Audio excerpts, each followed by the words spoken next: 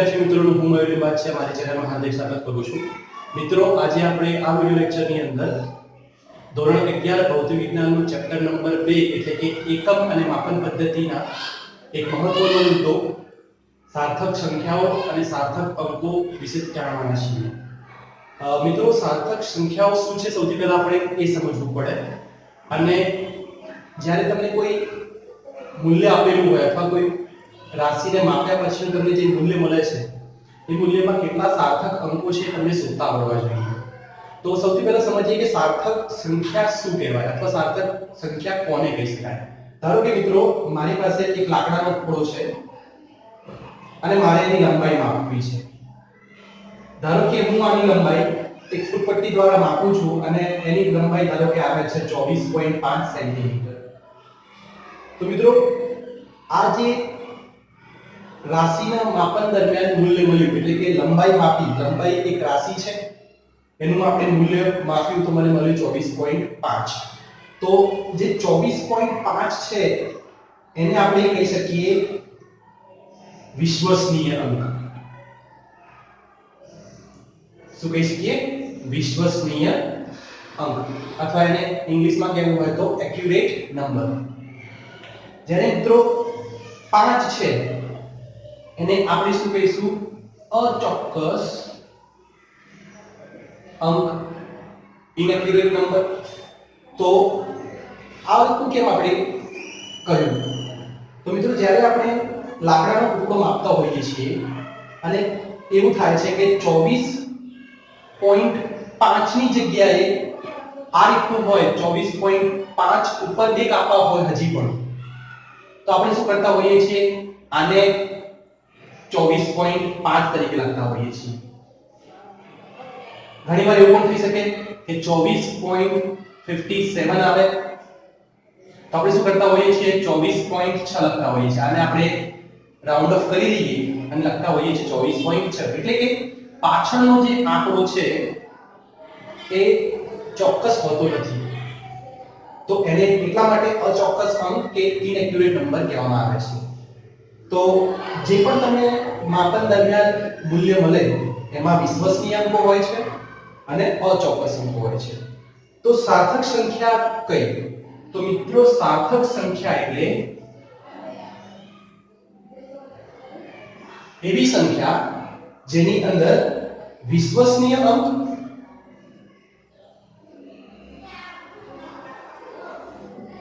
તથા અચોક્કસ અંકો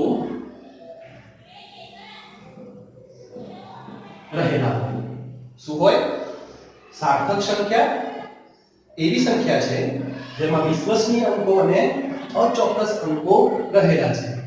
તો આવી કોઈ સંખ્યાને હું કહી શકું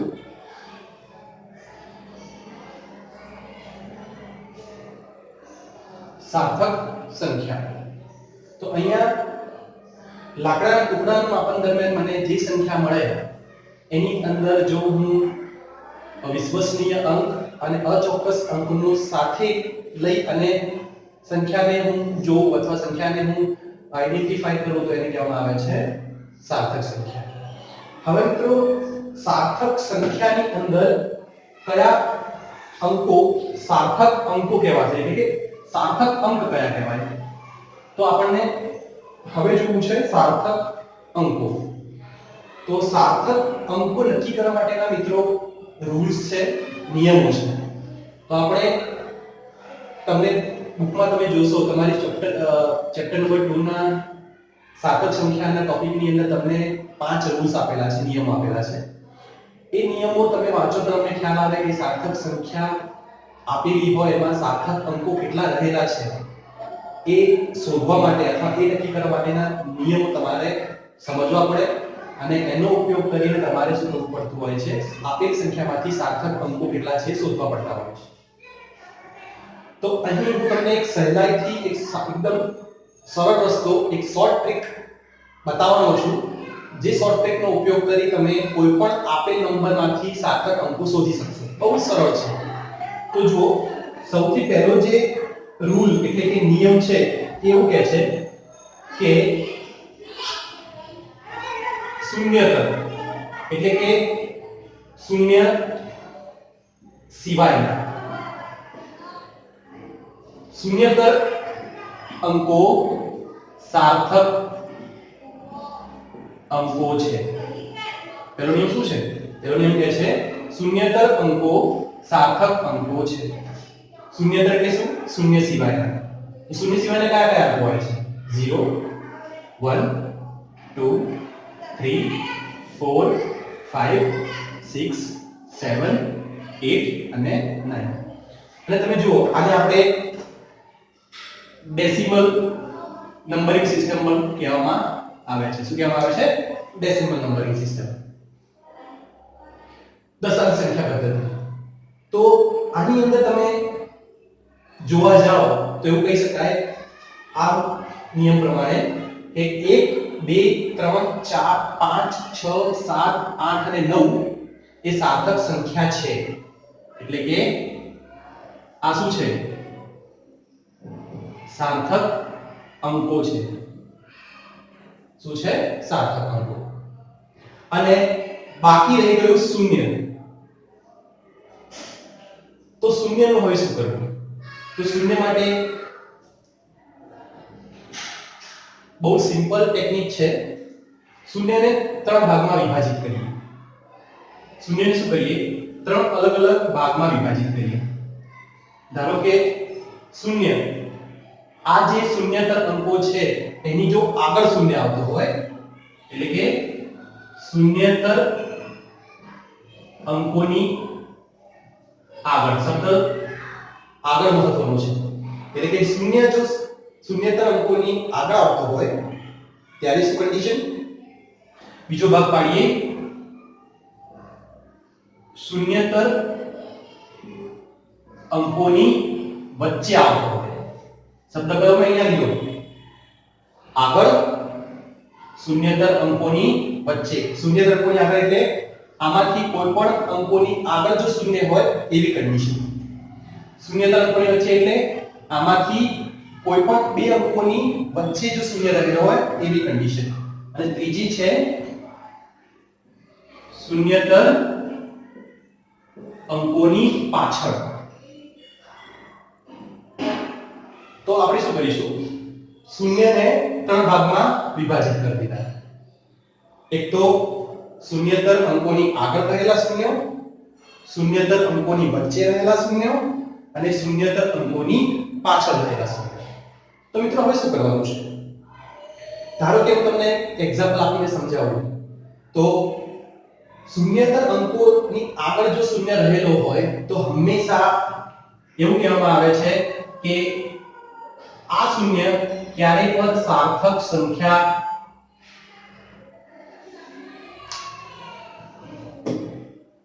સાર્થક અંક નથી. શું કર્યું આપણે? ત્રણ ભાગ પાડી નાખે. તો એવું કહેવામાં આવે છે કે જો શૂન્ય શૂન્યતર અંકોની આગળ રહેલા હોય તો ક્યારે પણ એ સાર્થક અંકો બને નહીં. બરાબર છે? જો એ વચ્ચે રહેલા હોય તો એવું કહેવામાં આવે છે કે શૂન્ય સાર્થક અંક છે. એટલે કે જો બંને શૂન્યતર અંકોની વચ્ચે શૂન્ય રહેલો હોય તો સાર્થક અંક છે, આગળ રહેલો તો નથી, અને પાછળ રહેલો હોય તો મિત્રો બે કન્ડિશન છે. કઈ કઈ? તો પાછળની અંદર બે કન્ડિશન આવે. એક તો જો દશાંશ ચિહ્ન હોય અને બીજી કન્ડિશન દશાંશ ચિહ્ન નથી. એટલે કે સંખ્યા દશાંશ હોય, બીજી કન્ડિશન સંખ્યા દશાંશ નથી. તો એવી કન્ડિશનની અંદર જો હું આની વાત કરું તો જો શૂન્યતર અંકોની પાછળ હોય અને એ જો આપેલી સંખ્યા દશાંશ ચિહ્ન વાળી હોય તો આ કન્ડિશનની અંદર સાર્થક અંક ગણાશે. અંક છે.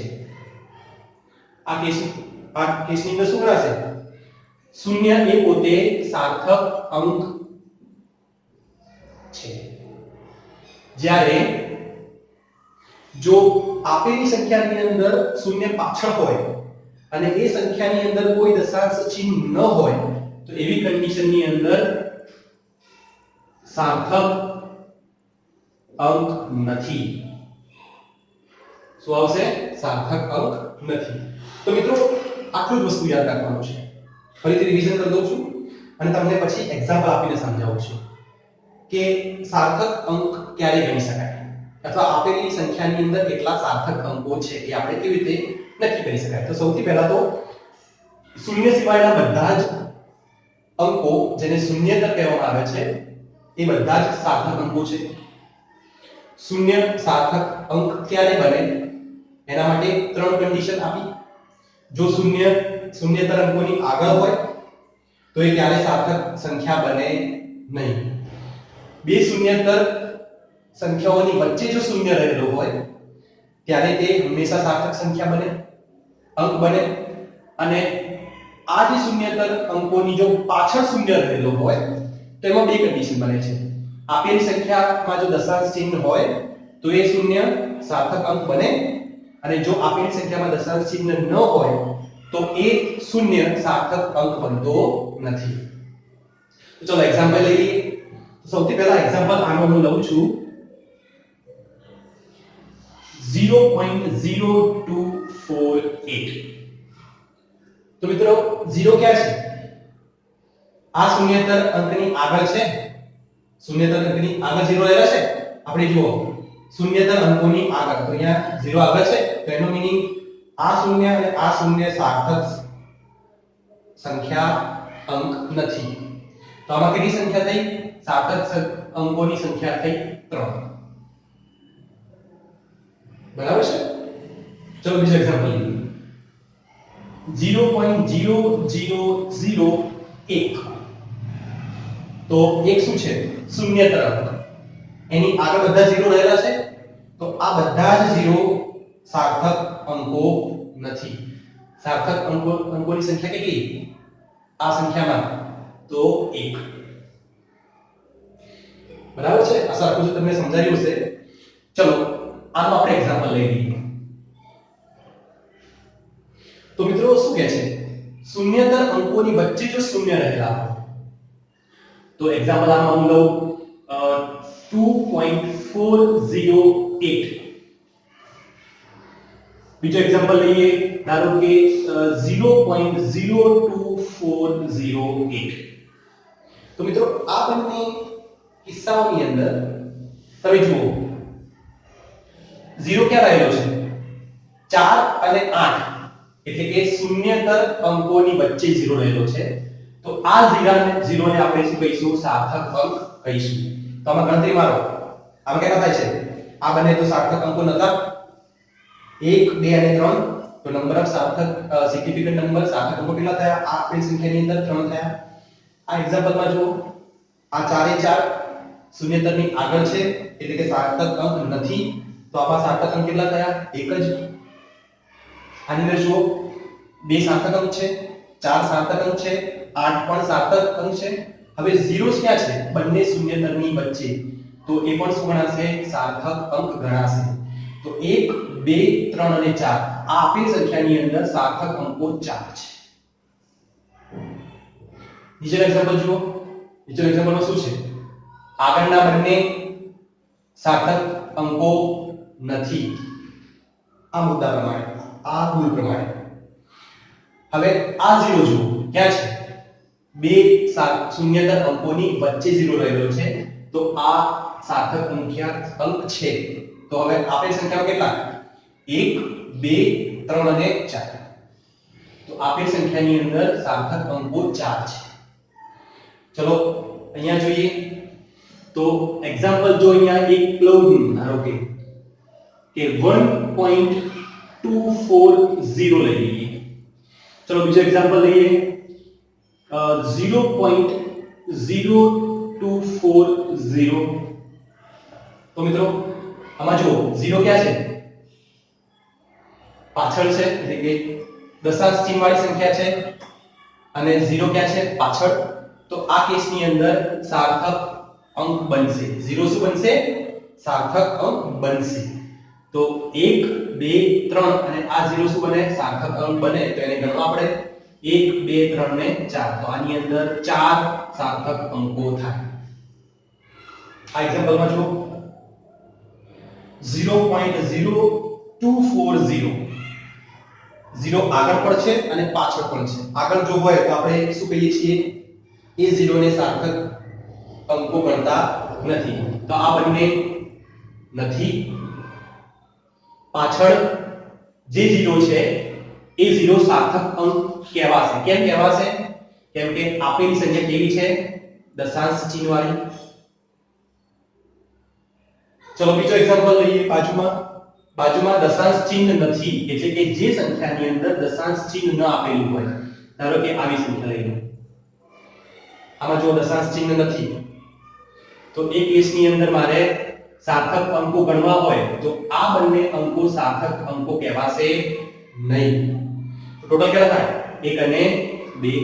તો આમાં 2 જેટલા સાર્થક અંકો છે. બીજો એક્ઝામ્પલ લઈએ આ રીતે 2 1 1 1 2 0 0. તો મિત્રો જોવાની અંદર 0 ક્યાં છે? પાછળ, અને આપેલી સંખ્યામાં દશાંશ ચિહ્ન પણ નથી. એટલા માટે આ 0 જે છે એ સાર્થક અંક ગણાશે નહીં. તો આપેલી સંખ્યામાં કેટલા સાર્થક અંકો છે? 1 2 3 અને 4. તો મિત્રો આ રીતે તમે બહુ સરળ રીતે કોઈ પણ આપેલી સંખ્યામાં સાર્થક અંકો શોધી શકો છો. તમને જે બુકમાં નિયમો આપેલા છે એ નિયમો અને આ નિયમો અલગ નથી. આ જે મેં તમને કોષ્ટક બનાવીને સમજાવ્યું છે એ જ નિયમનું એક બીજી રીતે લખેલું સ્વરૂપ છે. તો મિત્રો હું આશા રાખું છું કે તમને આ કોષ્ટક અથવા આ જે તમને ટ્રીક શીખવાડી, શોર્ટ ટ્રીક, એ તમને સરળતાથી સાર્થક અંકો શોધવાની અંદર મદદ કરશે. ચલો હવે થોડા એક્ઝામ્પલ લઈ લઈએ અને એક્ઝામ્પલ દ્વારા સમજવાનો પ્રયત્ન કરીએ કે કઈ આપેલી સંખ્યામાં કેટલા સાર્થક અંકો છે.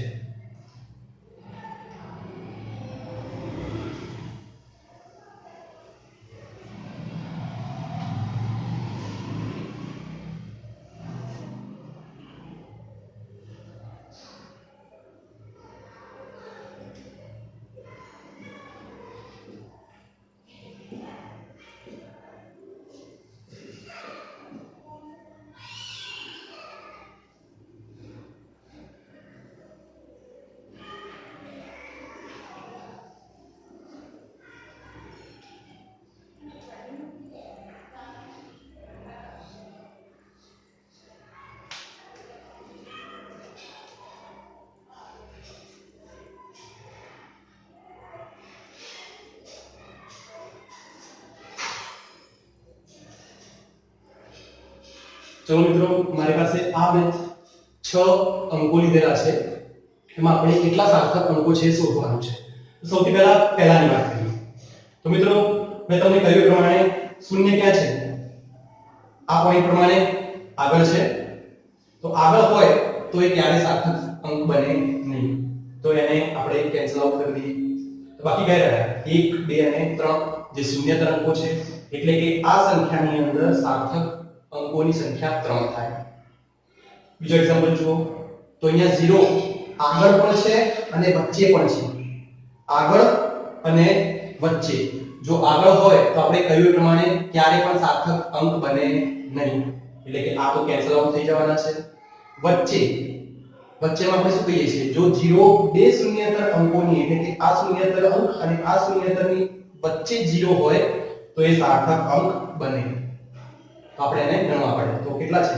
1 2 3 અને 4. આમાં સાર્થક અંકોની સંખ્યા થાય 4. ચલો મિત્રો હવે અહીંયા જો ત્રીજા એક્ઝામ્પલમાં તમે જોશો તો અહીંયા જુઓ સંખ્યા કેવી છે? દશાંશ વાળી. અને એની અંદર 0 વચ્ચે પણ છે અને પાછળ પણ છે. વચ્ચેવાળા 0 માં આપણે શું કહેતા હોઈએ છીએ? જો બંને શૂન્યતર અંકોની વચ્ચે હોય તો આ 0 સાર્થક અંક ગણાય. પાછળની અંદર બે ભાગ પાડેલા છે. જો સંખ્યા દશાંશ ચિહ્ન વાળી હોય તો સાર્થક અંક ગણાય. જો દશાંશ ચિહ્ન વાળી ન હોય સંખ્યા તો સાર્થક અંક ગણાય નહીં. તો જો આ સંખ્યાની અંદર દશાંશ ચિહ્ન છે એટલે કે આ 0 સાર્થક અંક ગણાશે. તો ગણો કેટલા થાય? 1 2 3 4 અને 5 તો ટોટલ આની અંદર 5 સાર્થક અંકો રહેલા છે. ચોથી આપેલી સંખ્યા લઈ લો. તમે જુઓ દશાંશ ચિહ્ન વાળી સંખ્યા છે, 0 વચ્ચે પણ છે અને પાછળ પણ છે. તો ફરીથી ઉપરના જેવું જ વચ્ચે હોય, બંને શૂન્યતર અંકોની વચ્ચે હોય તો આ સાર્થક સંખ્યા ગણાય. આ શૂન્યને પણ શું કહીશું? સાર્થક અંક ગણીશું. તો કેટલા થાય? 1 2 3 4 અને 5. અગેન 5. પાંચમો એક્ઝામ્પલ, શૂન્ય ક્યાં છે? પાછળ. પાછળ એટલે કે બે ભાગ. દશાંશ ચિહ્ન વાળી સંખ્યા હોય, દશાંશ ચિહ્ન વાળી સંખ્યા નથી. તો આપણો આ જે દશાંશ ચિહ્ન વાળી સંખ્યા નથી એ અહીંયા લાગુ પડે. જો અહીંયા દશાંશ ચિહ્ન નથી એનો મીનિંગ કે આપેલા 0 સાર્થક અંકો ગણાય નહીં. એટલે કે આ જે 0 છે સાર્થક અંકો ગણાશે નહીં. કેમ? કેમ કે દશાંશ ચિહ્ન નથી. તો હવે કેટલા થાય? 1 2 અને 3. તો ટોટલ સાર્થક અંકો આપેલી સંખ્યામાં 3 થાય. છઠ્ઠો એક્ઝામ્પલ લઈએ તો જુઓ અંકો ક્યાં છે? બે શૂન્યતર અંકોની વચ્ચે પણ છે અને પાછળ પણ છે. તો એવા કિસ્સાની અંદર વચ્ચેના જે શૂન્ય છે એ તો સાર્થક અંકો ગણાશે અને પાછળનો જે શૂન્ય છે એને સાર્થક અંક ગણાય કે ન ગણાય માટે આપણે ચેક કરવું પડે કે સંખ્યા દશાંશ વાળી છે કે નહીં. તો જુઓ આપેલી સંખ્યા કેવી છે? દશાંશ વાળી છે. તો આના પ્રમાણે આપણે કહી શકીએ કે આ 0 પણ શું છે? સાર્થક અંક છે. તો ગણો 1 2 3 4 અને 5. તો મિત્રો આ તમે